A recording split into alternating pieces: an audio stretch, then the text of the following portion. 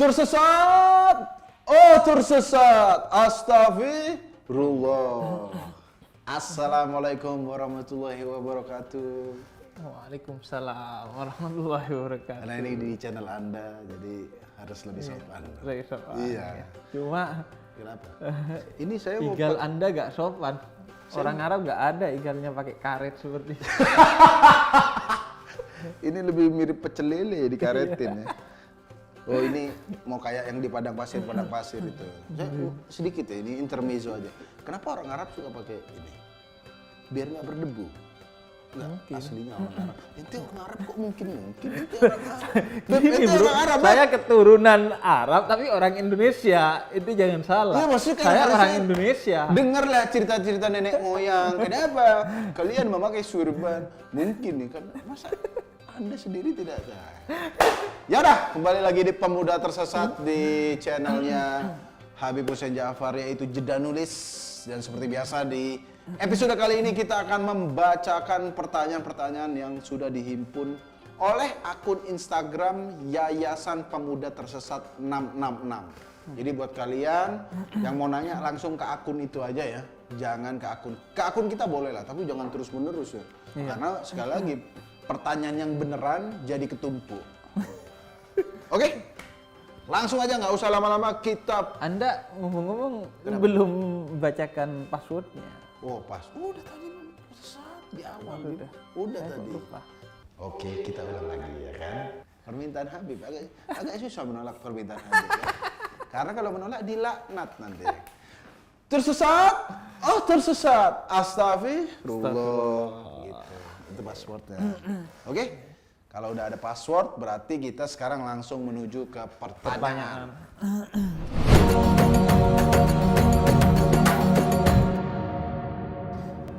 Ini ada dari YouTube. Di YouTube nih, di komen-komen Pemuda Tersesat.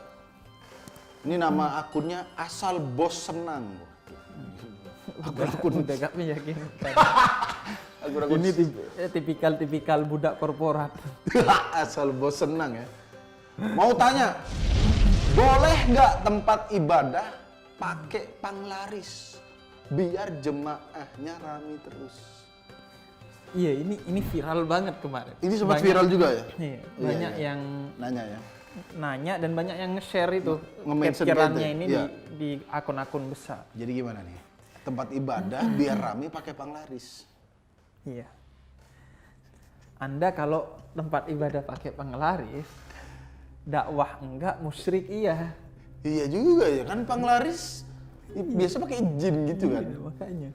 Tapi tempat ibadah Jadi kayaknya udah rame kayaknya ya. Udah rame. Makanya di Islam itu dakwah sudah diatur jelas. Iya.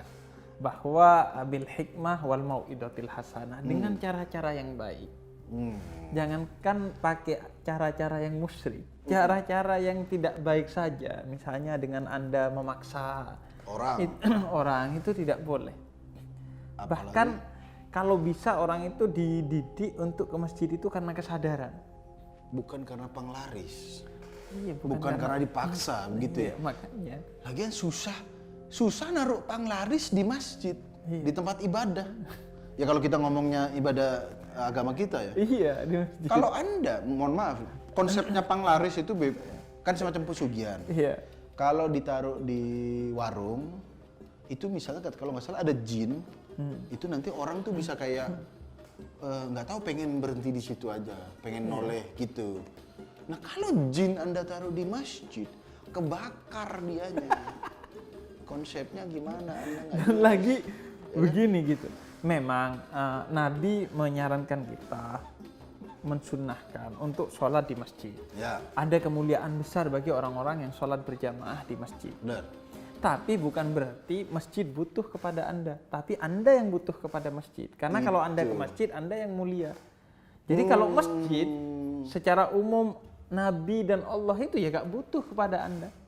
Anjir. Jadi gak perlu dipenglaris-penglariskan karena Anda yang butuh. Kita yang butuh masjid. Iya, kalau orang jualan pakai penglaris walaupun itu musyrik, itu kan memang masih masuk akal. Penjualnya yang butuh. Kalau ini masjid gak butuh. Kalau Anda gak ke masjid, Anda yang rugi. Gitu. Jadi dan jelas dan seperti YouTube saya itu, channel YouTube saya ini, Jeda Nulis. Kalau ditanya, kalau penontonnya sedikit sedih nggak sedih, karena bukan saya yang butuh. Tapi Anda Yang butuh pencerahan. Saya walaupun penontonnya 0, tapi ditonton sama para malaikat cukup. Cuma channel ini subscribersnya malaikat, yang nonton 0, yang nge-like 1 juta. Jadi kan apalagi nggak ada iklan, jadi nggak butuh. Nggak ada iklan. Respect channel Habib ini nggak ada iklannya. Karena takut nongol iklan TikTok. Iklan Bigo, iklan judi, karena iklan brengsek-brengsek sekarang. Akunnya apa, iklannya apa, ya kan?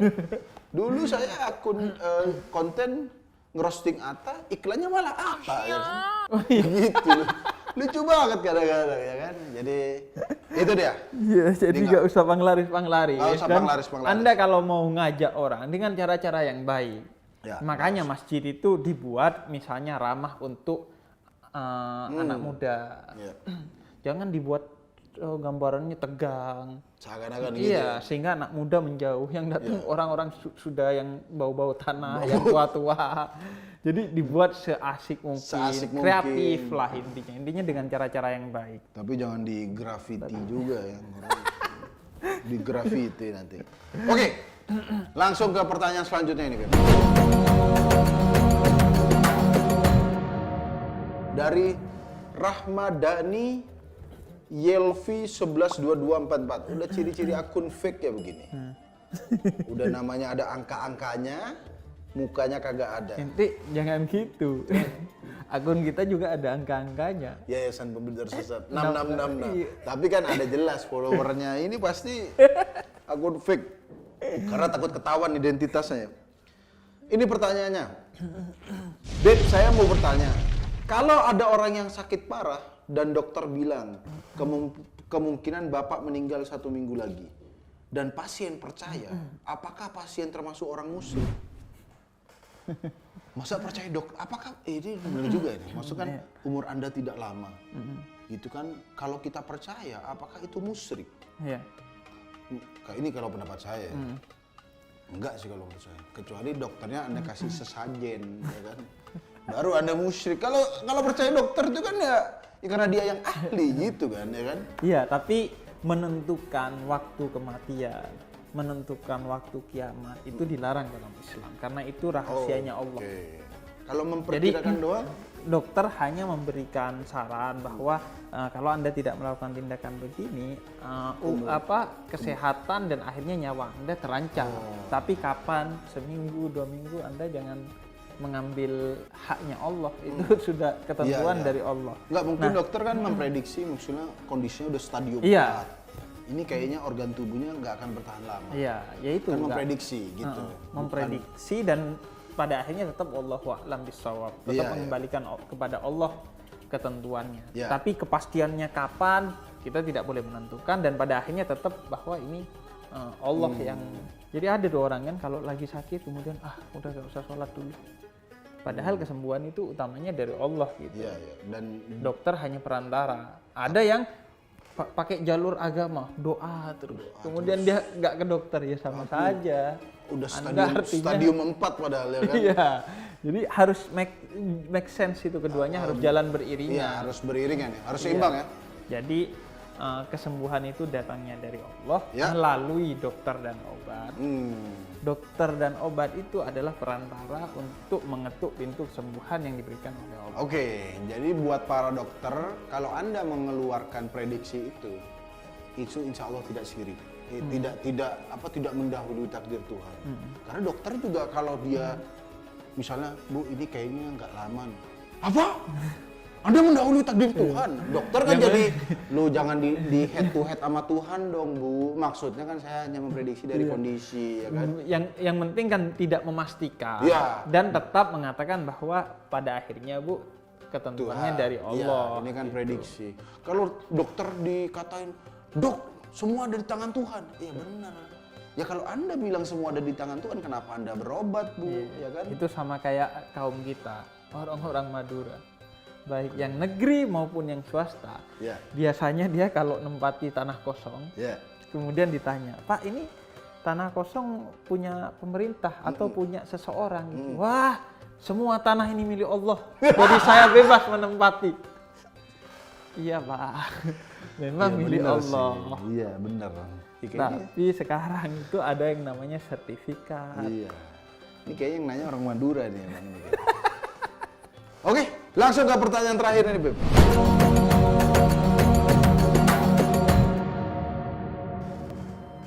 Oke, ini adalah pertanyaan terakhir dari Faris Aulia. Nah, akhirnya nih ada yang berani nongolin tampangnya nih. Karena pertanyaannya kayaknya lumayan bener nih. Assalamualaikum, tolong tanyakan pada Al-Habib Hussein Ja'far. Saya ingin bertanya, Habib, apakah apabila ada seorang ahli maksiat meninggal lalu dikubur, maka dia akan mendapatkan siksa kubur? Tapi kalau ahli maksiat ini matinya kecemplung laut dan jasadnya tidak ditemukan sehingga dia tidak dikubur, apakah dia akan mendapatkan siksa laut? Mungkin dimakan ikan pesut Anda ya. Tapi ini menarik ya. Maksudnya ada orang yang menganggap kalau siksa kubur kan karena dikubur. Iya.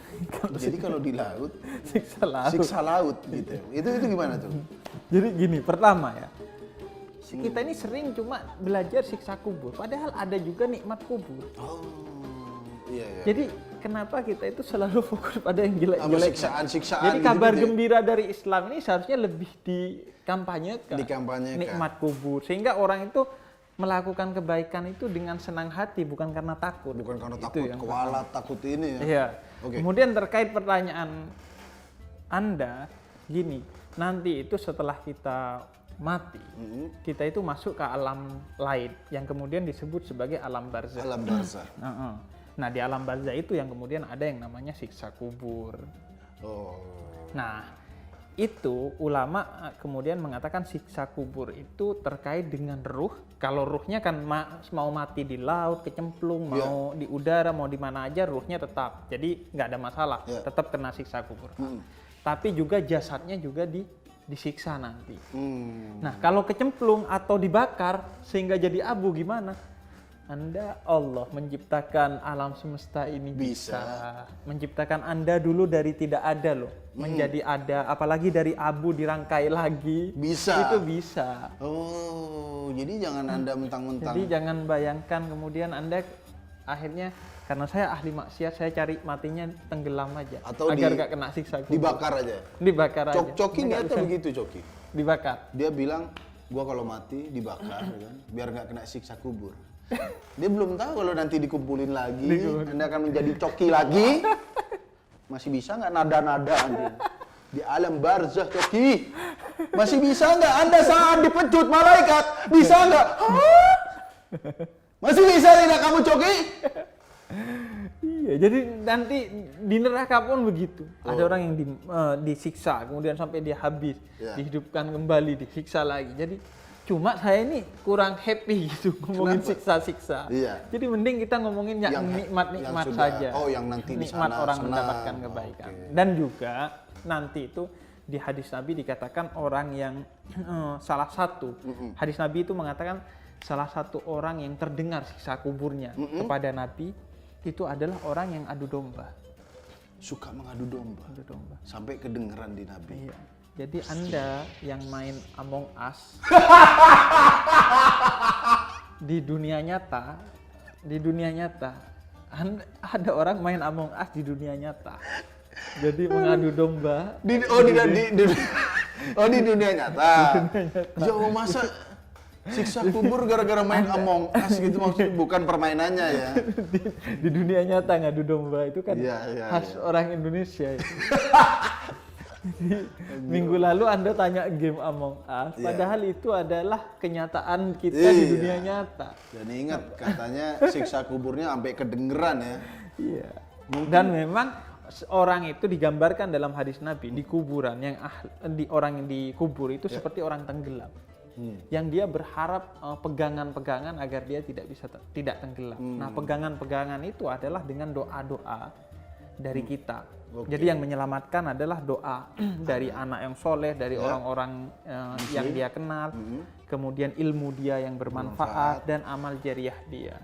Itu yang bermanfaat. Jadi agar Anda tidak tenggelam di kuburan nanti, beramal lah ya. Beramal. Anda jangan berbagi mengadu ilmu domba. ya. Jadi buat teman-teman yang main Among Us, ya kan, itu tolong itu hanya di game aja ya. Karena kalau Anda mempraktekkan adu domba ini di dunia nyata, Anda nanti dikubur, disiksa. Disiksa teriaknya nanti, oh impostor. Yaudah, kalau gitu ini karena ngomong siksaan, gini ngomong neraka, tadi yang kejam-kejam, kita panggilkan salah satu calon nanti. Calon dari Hell Citizen, The Darkness. Dubes neraka ya kan. Ini dia kita panggilkan Zulumat, sang kegelapan. Zulumat.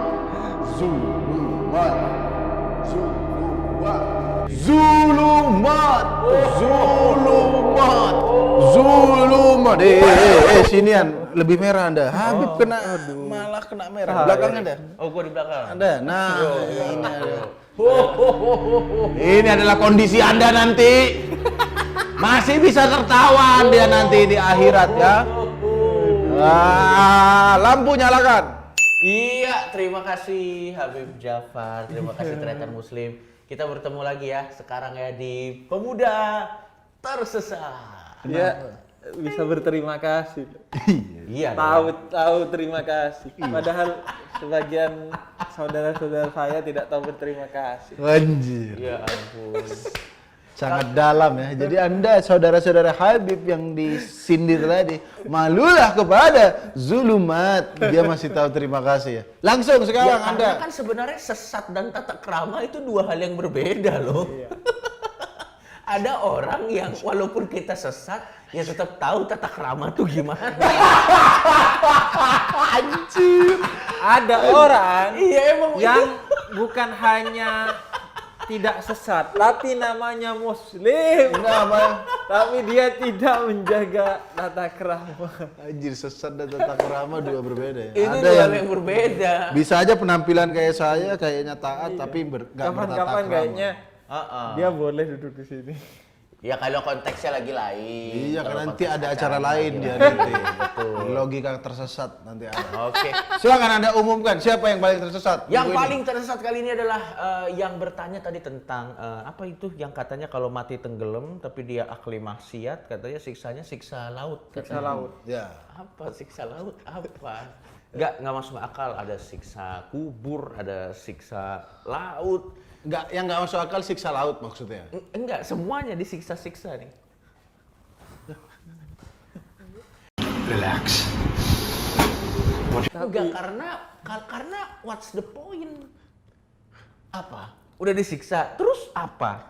Enggak, jadi itu gambaran tentang keadilan. Jadi orang-orang yang tidak mendapatkan keadilan di dunia, orang-orang kejam yang di dunia dia kuat sekali, Iya. karena nanti di akhirat Iya. mendapatkan atas kejahatannya berupa siksa. Jadi Oh ya, baik. Begitu, Coki. dunia itu tempatnya beramal, akhirat itu tempatnya memandang. Pembalasan. Hari-hari Iya. pembalasan yang baik dapat baik, yang jahat Tapi dapat jahat. mau masuk akal, tidak masuk akal. Siksa kubur kepada Zulumat nanti pasti akan ada. Pokoknya yang menang adalah itu karena berarti dia ketahuan sekali ingin bersiap-siap, Bib. Oh. Iya, dia akan mungkin latihan apa namanya berbagai macam jenis-jenis siksaan supaya nanti dia sudah kuat. Gimana maksud kok siksa kubur bisa dilatih gimana Loh, maksudnya? iya misalnya katanya Banjir. ya, Kuburannya banjir. nanti dia di jenazahnya pakai pelampung misalnya. Atau kalau misalnya kuburannya sempit, dia semasa hidup belajar yoga supaya fleksibel. Nanti bisa. Tapi tunggu Pergi! dulu. Kenapa, Beb? Iya. Usir dulu. Kenapa usir, Beb? Anda tidak usir, Beb. Pergi kamu dulu, Bos. Ini cahaya hidayah. Pergi! Usram. Aduh. Masa Tapi omongannya ada benarnya loh. kok omongannya ada benarnya? Gimana Jadi Beb? gini, saya itu pernah lihat postingan, ada buku bocoran pertanyaan-pertanyaan di kuburan. Oh iya.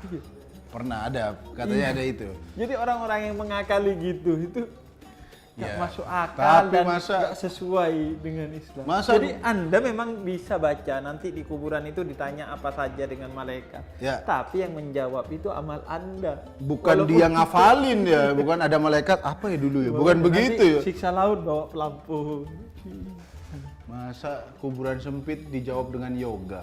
Tapi Ya, dijawab dengan bertobat, Coki Pardedai Zulumat. Oke. saya nggak ngos-ngosan loh. Kenapa? Tadi jawab pertanyaan nggak ngos-ngosan. Gak ngos-ngosan. Ada dulumat langsung Ada ngos-ngosan. dulu umat langsung ya, kaget ya. Yaudah kalau begitu sampai ketemu lagi di episode Pemuda Tersesat selanjutnya. Sekali lagi kalau ada pertanyaan langsung aja drop di komen atau langsung buka Instagram Yayasan Pemuda Tersesat. Silakan drop komennya di situ di DM atau di komennya. Oke? Sampai ketemu lagi di episode selanjutnya. Tersesat, oh tersesat. Astagfirullah. Orang buka yayasan yatim piatu, ini yayasan tersesat. Ini channel Anda. Udah. Waalaikumsalam warahmatullahi wabarakatuh.